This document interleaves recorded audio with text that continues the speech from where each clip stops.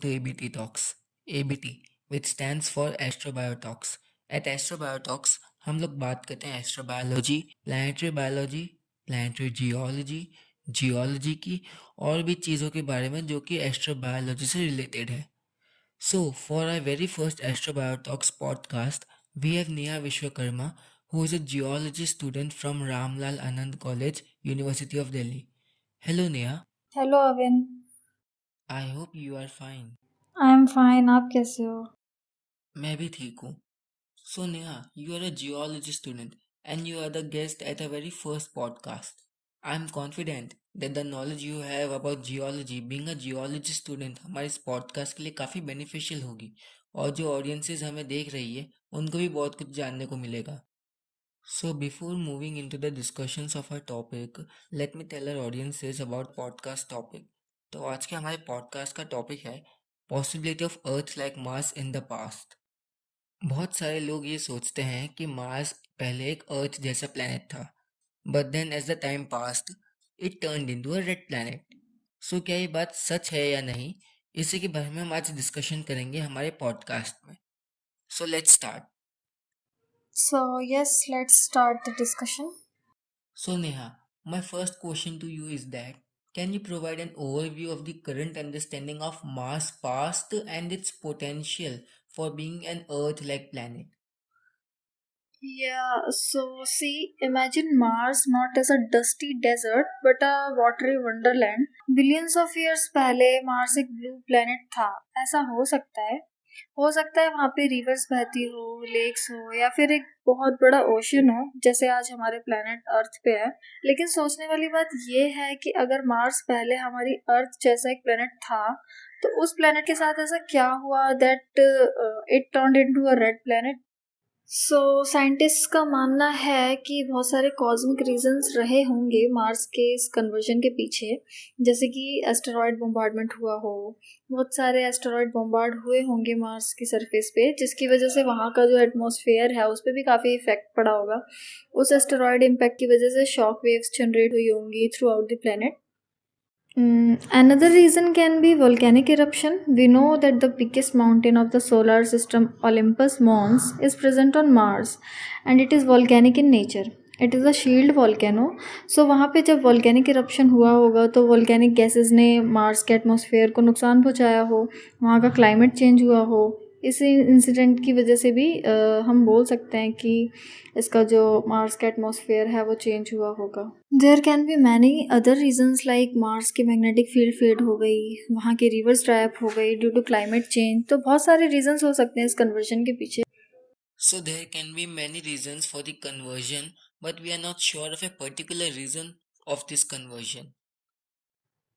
Yes, we don't have any particular reason because this thinking of Earth like Mars is a hypothesis. And to know whether this hypothesis is right or wrong, space agencies like ISRO and NASA are carrying out Mars missions. NASA ने अपना प्रिजर्वेंस rover भेजा है Mars पे। वो rover पता लगा सकता है कि मार्स पे पानी था कि नहीं, वहाँ का एटमॉस्फेयर कैसा था और भी बहुत सारी चीज़ें जो वो रोवर वहाँ पे स्टडी करेगा। और जो भी वो इन्फॉर्मेशन के बारे में पता लगाएगा उसी इन्फॉर्मेशन का यूज़ करके हम कह पाएंगे कि अर्थ लाइक मार्स वाली जो हाइपोथेसिस है ये सही है या गलत है। जस्ट इमेजिन, अगर हमें मार्स में फॉसिल्स मिल जाते हैं तो ये कितनी बड़ी अचीवमेंट होगी। We will know that we are not alone in this universe and that life had existed on Mars in past. लेकिन ये हम तभी कह पाएंगे ना when we will send missions to Mars to study the Martian surface and atmosphere. Well, I hope that we will certainly find life beyond Earth, if not on Mars, then on any other planet. But क्या अब तक हमें कोई geological या atmospheric evidences मिले हैं that supports Earth like Mars hypothesis? See, geological and atmospheric evidences can support earth like Mars hypothesis, but वो evidence कितना स्ट्रॉन्ग है उस पर भी डिपेंड करेगा। जैसे कि हो सकता है कि पास्ट में वहाँ पे रिवर्स और वैलीज होगी जो बाद में जाके ड्राई अप हो गई हो सकता है रिवर्स का एक नेटवर्क प्रेजेंट हो मार्स पे, बहुत ही ब्यूटीफुल वैलीज़ हो, वाटर जो है वहाँ फ्रीली फ्लो कर रहा हो सरफेस पे, लेक्स प्रेजेंट हो वहाँ पे। तो ये सब चीज़ें वहाँ पे हो सकती है और जो जियोलॉजिकल और एटमॉस्फेरिक एविडेंस है वो इन चीज़ों के बारे में जानने में मदद कर सकता है। मार्स का एटमॉस्फेयर कैसा है, थिक है या थिन है, कौन सी गैसेस वहाँ के एटमॉस्फेयर में प्रेजेंट है। वैसे तो मोस्टली कार्बन डाइऑक्साइड प्रेजेंट है मार्स पे, लेकिन जो गैसेस अर्थ के एटमॉस्फेयर में प्रेजेंट हैं वो अगर मार्स के एटमॉस्फेयर में भी प्रेजेंट हो तो भी लाइफ का वहाँ पे सर्वाइव करना मुश्किल है, क्योंकि फिर एटमॉस्फेयर में गैसेस की कंपोजिशन भी अर्थ के एटमॉस्फेयर की कंपोजिशन से मैच होनी चाहिए।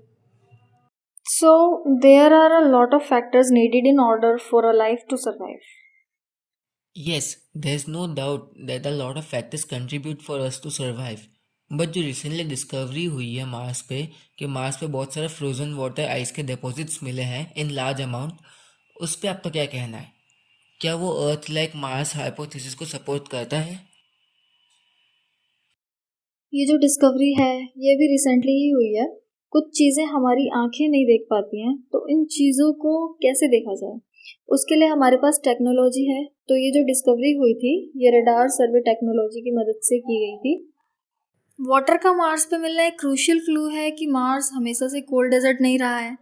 आज के टाइम पे Mars exist as a cold desert. We also know the role of water in an organisms life, लेकिन सिर्फ ये डिस्कवरी काफ़ी नहीं है हाइपोथेसिस को प्रूव करने। हाँ, ये है कि दिस डिस्कवरी में play a role in future to prove this hypothesis, but as of now I don't think it will be enough to prove the hypothesis. Right now it can only support the hypothesis is what I think.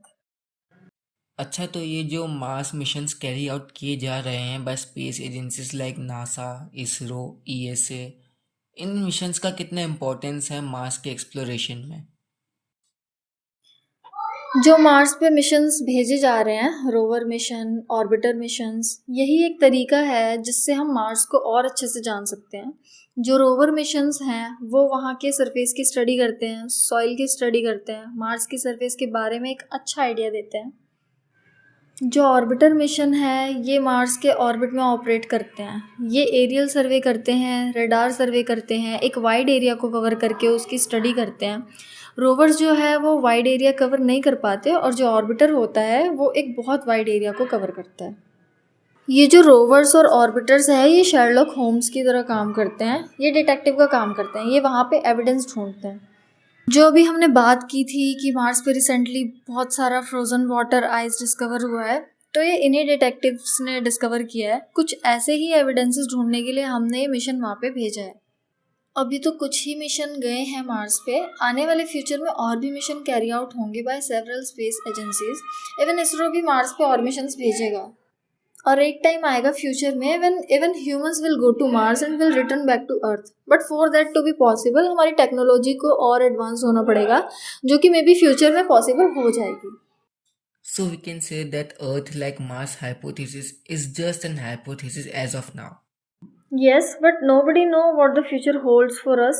Maybe this hypothesis will be true in future or maybe not, but we should always be optimistic for the results and the outcomes. Well, thank you Neha for being here for this discussion. It was a pleasure to host you on our first podcast. Thank you, Evan, for inviting me to the Astrobio Talks.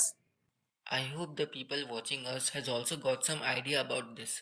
And if anyone watching us has any question from the podcast, you can write it in the comments. We'll try to answer your questions. With this, we wrap up our very first podcast. We'll be back with our next podcast very soon. If you are someone who is interested in the field of astrobiology, or if you don't know anything about this field, और आप इस field के बारे में जानना चाहते हैं, तब हमारे इस चैनल को सब्सक्राइब कर सकते हैं। We plan to bring more things about astrobiology on our channel. सिर्फ पॉडकास्ट के फॉर्म में नहीं, लेकिन और भी तरह के इंफॉर्मेटिव वीडियोस के फॉर्म में भी। Thank you for watching this video. We'll be back with our next video very soon.